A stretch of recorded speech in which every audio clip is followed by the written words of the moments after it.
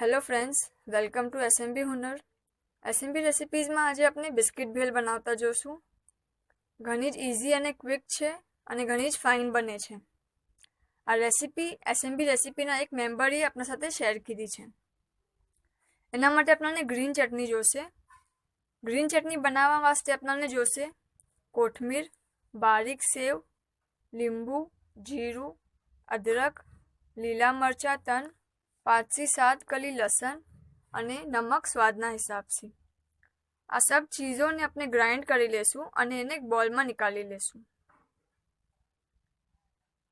ભેલ બનાવવાને આપણાને જોશે salted biscuit, ચીઝલિંગ્સ biscuit અગર હોય તો ઠીક, નહીં તો નહીં હોય તો ચાલશે, સિંગ, સોલ્ટેડ બુંદી, ચના દાળ, કાકડી બારીક કાપેલી, પ્યાજ બારીક કાપેલું, ટમાટર બારીક કાપેલું, સેવ અને નમક અને ગ્રીન ચટણી જે આપણે તૈયાર કીધી.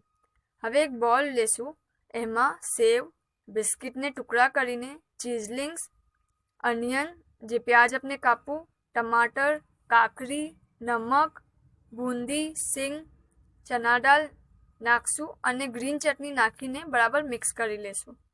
તીખું જોવે તો હજી થોડી ચટણી નાખી શકીએ છીએ અને આપણા ટેસ્ટના હિસાબથી બરાબર ચટણી નાખીને મિક્સ કરી લેશું.